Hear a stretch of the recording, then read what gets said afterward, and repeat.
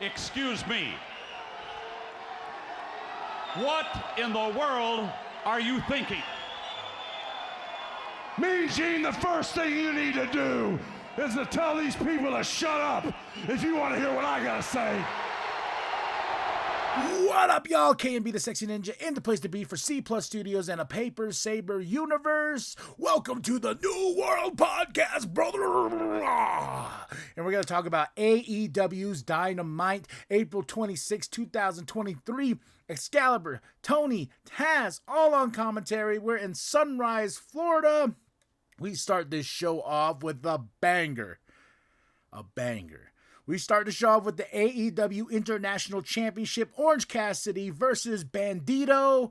Oh, I had so much fun with this, man. You know, it's funny. It's like I like just sitting there watching, but I got up early. I got up fucking early this morning just so I can watch AEW Dynamite, just to electrify myself and let the explosiveness of Dynamite get me going. And I'm going to tell you, this episode really got my blood boiling. I was sitting there this morning with the headphones on, and I just got immersed, and I just saw a badass match between these two.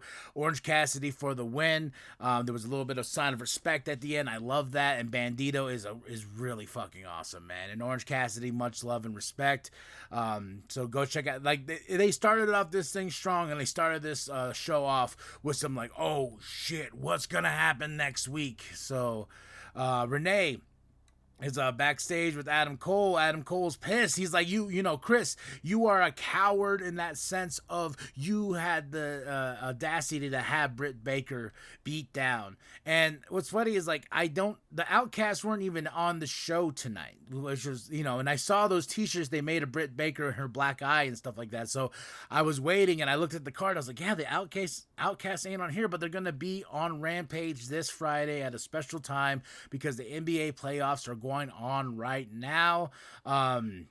We had Cassidy and Bandito like come at, like Adam Cole's like, I'm gonna go call out Chris Jericho, and then Cassidy and Bandito comes up and Renee's talking to him. He's like, yeah, she kind of tells him what happens, and Cassidy's like, oh, okay, and walks on. And Bandito does the same, but Bandito in this match, in a sign of respect, Bandito got the glasses over his mask and stuff like that. That was really cool. So then we had Darby and Jungle Boy talking, a little bit of confrontation there because Darby's like, I would beat you if we were in this match tonight, in this Pillars tournament match, I would beat you tonight. And I was like, ooh, Darby, you little feisty bitch. Okay. But we have Dax Hardwood versus Jeff Jarrett, and this was a fun match because this is some old school technician type stuff. Dax Hardwood, is a beast, man, and that's why I love FTR, because they have that old school mentality of wrestling. And with somebody like Jeff Jarrett, as much as I'm like, fuck Jeff Jarrett, he brought it to Dax, man, and Jeff for the win. You know, that kind of got me, but you know, with the help of Sanjay, with the assists, you know, but what was fun is when Jeff Jarrett was coming out, he has Sanjay, Singh, and Lethal, and they get denied by the referees. They get pushed out, and then Jeff Jarrett's like, what's going on? So he has to take on Dax, but Sanjay comes out, helps with the assist, and that was fun. So I really did enjoy this match because of the old school tactics with both these guys. But Jeff Jarrett for the win, and I gotta say, like, it's really cool seeing this old school technician style still living in professional wrestling today, because we can all be used to the high spots, to the flying spots, but just getting down to that tactical nitty gritty on that mat. That's what makes me just love this sport, because it's still there. It's still there, especially, you know, so I'm harping on. But Tony Khan has an announcement. He's talking about the Owen Hart Cup. You know, it's going to be part of that. One of the matches will be on Double or Nothing, then the Forbidden Door, and the tournament's going on, the Hart Foundation, Owen Hart Foundation, and stuff like that. So it's pretty cool that we're keeping that legacy on. We're keeping Owen Hart's name and legacy on that pedestal as it should be. Right here we had Wardlow, and I think I got this dude's name. Wardlow comes out with Arn Anderson. All they said was Wardlow in action tonight, and they didn't even introduce this guy. I didn't even get this guy's name. Arizel, Izzy? I'm guessing, because I had to read his name off his trunks. So as soon as Wardlow got him in the Powerbomb symphony, and I was like, all right, I paused. I had to look right at this guy's ass. I was like, what is your name? Arizel Izzy? So that was a lot. That was one of those things. I was like, what his name? Got destroyed by Wardlow. Arn Anderson cuts a promo, and what's funny is he brings up, he's like, oh yeah, and the draft is coming up, and I was like, what? And he's like, oh, the NFL draft I was talking about, because Wardlow, you'd be top MVP type picks and stuff like that. But guess what? Wardlow's next challenge around the corner is Luchasaurus and Christian Cage. They come out, they give a tease, and then they leave. So with more of that to build, I was like, okay, cool. I'm really happy we're not getting Powerhouse Hobbs back in here, even though he was pissed later on QTV. You know, I was like, I would love to see Wardlow and Luchasaurus just tear it up for that TNT Championship, baby. Blackpool Combat Club attacks RJ backstage, and that's the bigger story of all this, especially with the 4 pillars and whatnot. It's the Elite, it's Blackpool Combat Club, their war that they're causing all over the this show and Rampage and everything like that is going to come to head at Double or Nothing in a big war. I just feel that announcement coming. But because they attacked RJ backstage. Next we have Darby Allin with Sammy Guevara. Renee had a backstage interview with Sammy and MJF. They're kissing each other. They get on the head, on the cheeks. He gives him a scarf, and he gets a matching vest. You know, they're best friends. They're best friends. And this match ended in such great fashion. And MJF on commentary trying to sell us his kosher pickle. The best part about it, man, was MJF on commentary. This match was fun with Darby and Sammy, but man, MJF with the pickles, man, I laughed so fucking hard because I was just like, only MJF, man, only MJF. But this match ends in a big DQ. And because they did the Eddie finish, man. They pulled an Eddie. Uncle Eddie, man, with the skateboard. MJF throws a skateboard to Darby, and Sammy takes a bump. Ref turns around. He's like, oh, and then he's like, ring the bell, and there's a DQ. And guess what? Sammy Guevara, he's going to get that sweet payday at Double or Nothing, right? He will face MJF for the AEW World Championship. Because some fat old prick was laughing and everyone's like, can you commentate? He was like, and he gets up, and the Tony Schiavone, you know, he guy's like, you are a prick, MJF, you prick, you know. I was like, goddamn Tony, hell yeah. And he says, I have another Tony in my ear telling me, because of what's going on, next week it'll be MJF and Sammy Guevara versus Jungle Boy and Darby Allin. And if MJF and Sammy Guevara win, the match will happen at Double or Nothing, Sammy versus MJF. If they lose, it will be a fatal 4-way for the AEW Championship. I already knew this was going to happen. I didn't think it was going to end up in the tag team match. I thought this was going to be more or less Tony coming out saying like, no, we're not having this. You know, this is blah, blah. This match will happen now. But no, wins and losses, I understand, count, you know, here in AEW. So a tag team match will decide the fate. But we all know what's going to happen. A fatal 4-way pillars match at Double or Nothing, and that's going to be awesome. It's going to be awesome. So here's the meats and potatoes, though. The meats and potatoes, ladies and gentlemen. Adam Cole comes out, wastes no time, and calls out Jericho. Jericho, I don't think, is there. So he comes up on the Jumbotron, and he's like, you know, I ain't going to go down there. You know, I ain't going to make myself around you. You know, you're Adam Cole. You know, that's not what I'm going to do. And Adam Cole's like, come on, I want to fight. And of course, Jericho's like, nope. And he calls out the JAS come out, and they attack, of course, and then Orange Cassidy and Bandito come out and try to help, but that's besides the point, okay? They came out to help, yes, against the JAS, making a big tag team match last week, but Roderick Strong is All Elite. Oh my fucking God. I was smiling ear to ear and hearing his music, and I was like, damn. And then Adam Cole and Roderick just gave each other this look and just gave each other a big hug, man. And it just warmed my soul and the heart as a fan of this sport. Roderick Strong, Adam Cole back together. I was like, man, I'm definitely wearing my Undisputed Era shirt, because now we just need Bobby Fish and Kyle O'Reilly, get the gang back together, have Adam Cole rebuild his stable, and it was just awesome, man. Seeing Roderick Strong still got it in the ring, got some new merch too. Roderick Strong is awesome, man, and the fact that we got him here now in All Elite, I gotta say, I bet you Triple H is smiling, but also kind of sad, because he's like, damn, we had something here. Fuck you, Vince. Fuck you, Vince. We had the Undisputed Era, a multi-talented, awesome professional wrestler as Adam Cole and Roderick Strong and Kyle O'Reilly and Bobby Fish. You had this great stable that could have gone to the main roster and kick all the asses on that main roster, but no. we lost them to All Elite Wrestling, and I will welcome it. I will welcome it big time, because these guys deserve this sort of praise. So Roderick Strong is All Elite. We had MJF and Sammy backstage. MJF and Sammy were leaving, and they're like talking, they're going back and forth, and about to get in the car. MJF's like, "Hey, no.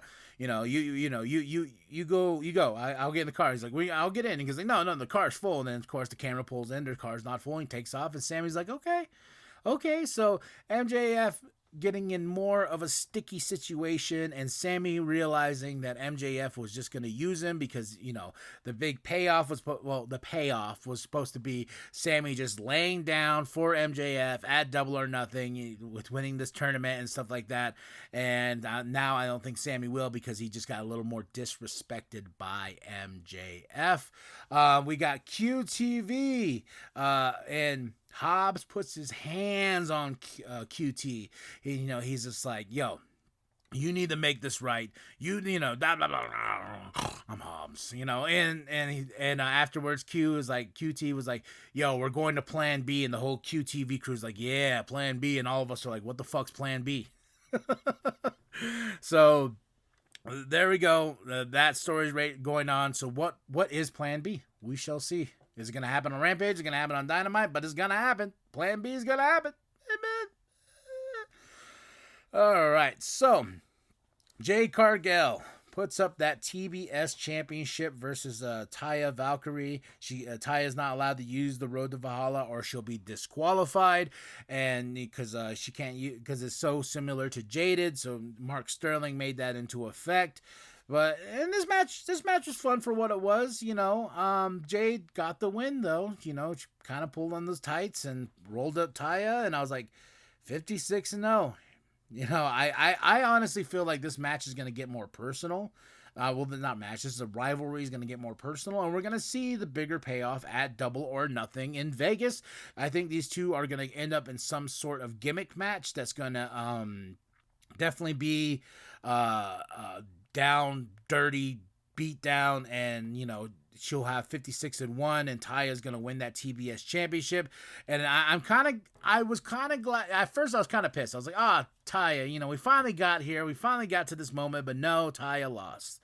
But then I was like, well, if we want to build up Taya Valkyrie to be big, we have a big match here, an opportunity of a big match here at Double or Nothing with these two, and put on some form of stipulation of just, beat the piss out of each other. And, because Taya was pissed. She was about to fucking Road to Valhalla referee. I was like, God damn, girl, calm down. So, more of that story to continue. We had Britt Baker with that shiner, with the Jamie Hayter backstage promo saying that, if you guys got to put us in the morgue, if you want to get rid of us, you have to put us down, which you will not do. I really want to know how Britt got this shiner, because I went and watched back the beatdown that Saraya was giving her with that kendo stick, and I'm like, did she snap her in the eye or what?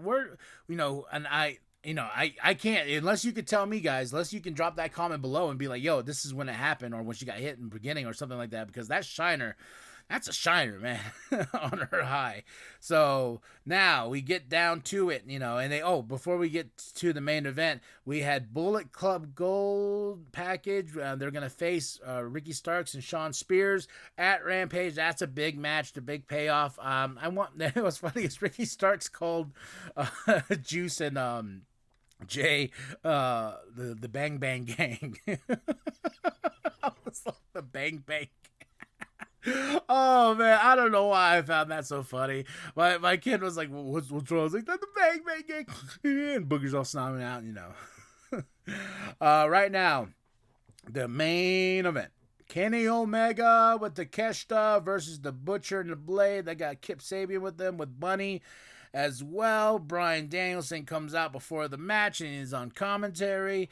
And Kenny Omega and Takeshita for the win. This was a fun main event here, but that wasn't the story. This wasn't the story about them beating the Butcher and the Blade. This was the story of Blackpool Combat Club attacking once again. Blackpool Combat Club causing more suffering to the Elite and whatnot, you know, because they're out there with Don Callis and stuff like that. But Bryan Danielson starts pulling a promo, kind of distracted in. The Blackpool Combat Club attacks from behind, and it's just all out chaos. And the Young Bucks come out, they're super kicking, and you think the Elite has it over the Blackpool Combat Club, but they don't, because Bryan Danielson gets in Takeshita's ear, and Takeshita's like, no, you know, don't stab him, don't stab Mox with the screwdriver, god damn it, the screwdriver, you know.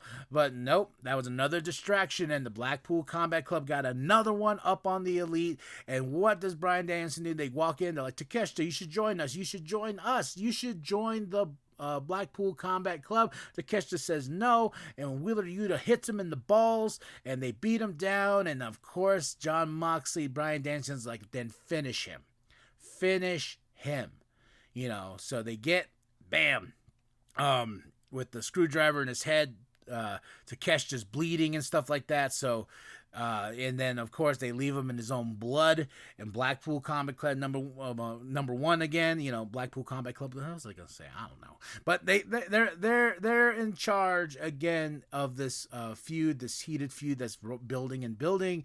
And of course Mox flips off the crowd. Bada bang, bada boom. You end it with Takeshita and Kenny Omega like, Takeshita, you know, his con moment. So I'm wondering, when will Hangman Adam Page play into the story? Is it next week? We shall see. But damn good Dynamite. And I got a shout out to Excalibur. You the man. Excalibur, you are the shit, because before this match, they always do this on Dynamite and stuff like that. They always do this. They do you know, they start talking about the next card for Ramp. They start promoting the next show, which at first I found annoying, but you know, it is what it is. You know, of course you got to promote. You got to get my eyes on the product for the next show. And Excalibur is the fucking man he's the man for the job to do that, because at rapid fire before this main event, he just goes and Rampage Dynamite so fast. And at the end of it, after he's like, Tony's like, you the man, dude. I'm like, that's right, Excalibur, you are the fucking man. Thank you for your great commentary, and thank you for that rapid fire that just put a smile on my face, because I'm like, damn, bro.